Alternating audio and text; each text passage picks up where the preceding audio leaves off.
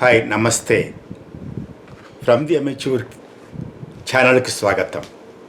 ఇప్పుడిక కేవలం నా పోయమ్స్ మాత్రమేనో లేకుంటే ఇంకెవరిదన్నా పుస్తకం రివ్యూను మాత్రమేనో అలాంటివి మాత్రమే కాకుండా రాను రాను వార్తలు కూడా మీకు చేరవేయడానికి, వార్తలతో పాటు నా అభిప్రాయాలు కూడా మీకు చేరవేయడానికి ప్రయత్నిస్తాను.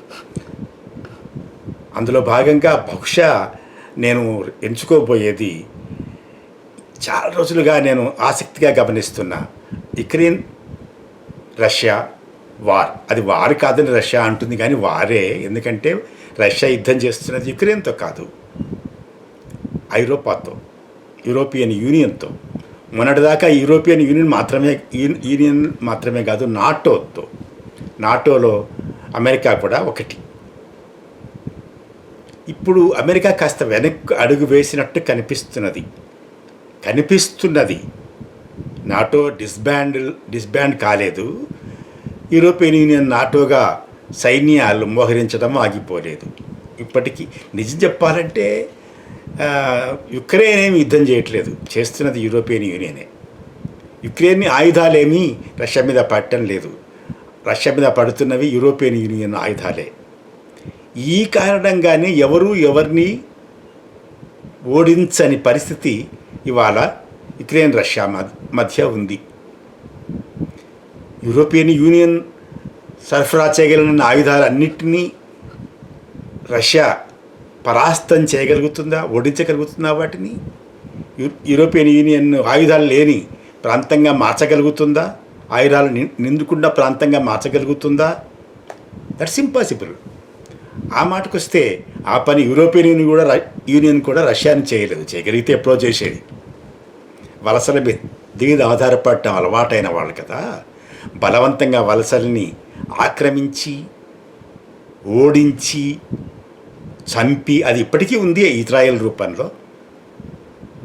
కానీ అది సాధ్యం కాదు అని అర్థం చేసుకున్న తర్వాతనే 47-50 ఆ ప్రాంతంలో అది అర్థం చేసుకున్న తర్వాతనే స్వయంగా వెనక్కి తగ్గి ప్రాంతీయ యుద్ధాలని రెచ్చగొట్టడం ద్వారా తమ ప్రాబల్యాన్ని పెంచుకోవడం కోసము, ఉంచుకోవడం కోసము ప్రయత్నిస్తున్నారు. ఆఫ్రికాలో అయితే మొన్నటి దాకా బాగా చేశారు. ఇబ్రహీం ట్రవరే లాంటి, అంతకుముందు శంకర లాంటి యోధులు దాన్ని కొంత నివారించగలిగారు. లాటిన్ అమెరికాలో చావెజ్ లాంటి వాళ్ళు ప్రయత్నించినా నివారించలేకపోయారు. చావెజ్ అనుయాయి మధురో ఇప్పుడు అమెరికా జైల్లో ఉన్నాడు. కానీ వీళ్ళకి ఇది ఇట్లాగే సాధ్యం కాదు అని అర్థమవుతున్నది. అర్థం కావడానికి మేజర్ కారణం ఇరాన్. అయితే ఇరాన్ సమస్యలోకి మనం వెళ్ళే ముందు యుక్రెయిన్ సమస్య గురించే మాట్లాడుకోవాలి. యుక్రెయిన్ రష్యాని ఎప్పటికీ ఓడించలేదు, ఇంపాసిబుల్. అలాగని ఓటమిని అంగీకరించనూ లేదు. ఎందుకంటే ఓటమిని అంగీకరిస్తే యూరోపియన్ యూనియనే ఓటమిని అంగీకరించినట్టు.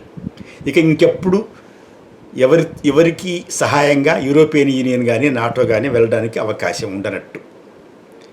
దానికి తొందరగా అంగీకరిస్తారా యూరోపియన్ యూనియన్ వాళ్ళు కానీ, అమెరికన్స్ కానీ? అంగీకరించరు. అందువల్ల ఇది మరీ చాలా కాలం కొనసాగేలా ఉంది. ఎప్పటికప్పుడు యుక్రెయినియన్ వార్తలతో పాటు మిగతా, అంటే మాజీ వలస దేశాలు అంటే వలసలు ఆధారంగా బతికిన దేశాలు, అది ఇంగ్లాండ్ కావచ్చు, ఫ్రాన్స్ కావచ్చు, పోర్చుగీస్ కావచ్చు, నెదర్లాండ్స్ కావచ్చు, ఆ దేశాలు అసలు తనను తానే, అంటే అమెరికానే వలసగా మార్చుకున్న అమెరికన్లు. ఎందుకంటే అమెరికానే వలసగా మార్చుకున్నా అనే మాట ఎందుకంటున్నానంటే, ఇక్కడి నేటివ్ అమెరికన్స్ని రెడ్ ఇండియన్స్ అంటారు కదా, వాళ్ళను హోమం సాగించి మరీ ఆక్రమించారా? ఉండిపోయారు అక్కడే. దానికి ఆక్రమించేదే ఉంది. వాళ్ళే అమెరికన్స్ ఇవాళ. ఎవరు ఆ రోజు ఆక్రమించారో వాళ్ళే ఇవాళ అమెరికన్స్. మిగతా వాళ్ళు నేటివ్ అమెరికన్స్. అదేంటి non native Americans? Native Americans ఎలా అయ్యారు? ఇవాళ ట్రంప్ ఎవరు అమెరికాకు లేకపోయినా ఏలియన్స్ అని ఎలా అనగలుగుతున్నాడు? అది ఒక చారిత్రక వైపరీత్యం, దుర్మార్గం వైపు నుంచి. ఈ క్రమంకు ఇండియా చైనా విముక్తమైనప్పుడు, అంటే విముక్తం కాదు, స్వతంత్రమైనప్పుడు ఒక గండి పడింది. ఆ గండిని రకరకాల ఫైనాన్షియల్ క్యాపిటల్ రూపంలో తీర్చుకోగలిగారు యూరోపియన్స్. ఆ యూరోపాలంటే ఆఫ్రికా లాంటి చోట్ల అయితే కేవలం ఫైనాన్స్ క్యాపిటల్ ఒకటే కాదు, అక్కడిది శ్రమను దోపిడీ చేయడం, వనరులను దోపిడీ చేయడం కూడా బాగా చేశారు ఎన్నటి దాకా. దానికే గండి కొట్టాడు ట్రవరే మొన్న, ఇబ్రహీం ట్రవరే మొన్న. ఈ పరిస్థితిలో ఇవాళ ప్రపంచం ఉంది. ఇలాంటి ప్రపంచాన్ని పదే పదే మీకు గుర్తు చేయడం, దీనిపై నా అభిప్రాయాలు తెలియజేయడం, వీలైతే కూడగట్టడం కూడా ఈ ఛానల్లో నేను చేస్తాను. అట్లాగే మర్చిపోయా, బొద్దింకలండి, నా ఉద్దేశంలో అది గ్రేట్ ఫినామినన్.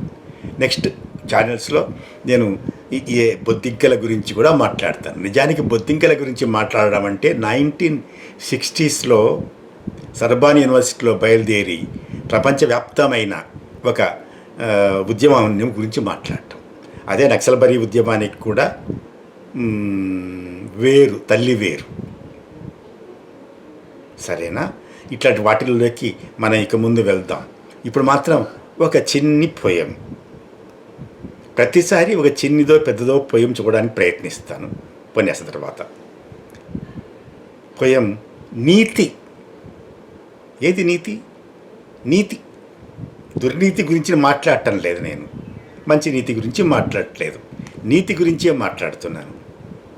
ఏదో ఉడుకుతోంది, పని లేకుండా ఒక్క క్షణమైనా ఉండలేని అసహనం. ఏదో ఉడుకుతోంది, పని లేకుండా ఒక క్షణమైనా ఉండలేని అసహనం. ఏదో కుంగుతోంది, అద్దంలో చూస్తే ఒక బురద ఓడుతున్న మొహం.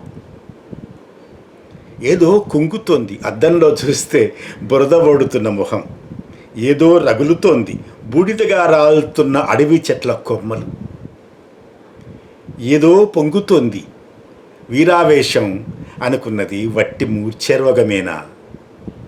ఏదో పొంగుతోంది, వీరావేశం అనుకున్నది వట్టి మూర్ఛ రోగమేనా?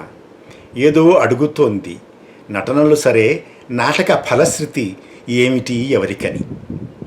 ఏదో అడుగుతోంది, నటనలు సరే, నాటకం ఫలశ్రుతి ఏమిటి ఎవరికని? జవాబుగా సూత్రధారుడు తెరలు చింపి ముందుకు దూసుకొచ్చి మైకు బద్దలయ్యేలా గొణుగుతున్నాడు మైకు బద్దలయ్యేలా. జవాబుగా సూత్రధారుడు తెరలు చింపి దూసుకొచ్చి మైకు బద్దలయ్యేలా గొణుగుతున్నాడు. యుద్ధం ఏదైనా జయించేది బలవంతులే, నీతిమంతులు కాదురనైనా. యుద్ధం ఏదైనా జయించేది బలవంతులే, నీతిమంతులు కాదురనైనా. నా ఫలశ్రుతి అయితే ఈ పొయంకి, నీతిమంతులు బలవంతులు ఒకరే కావాలి. ఎప్పుడు చూదా?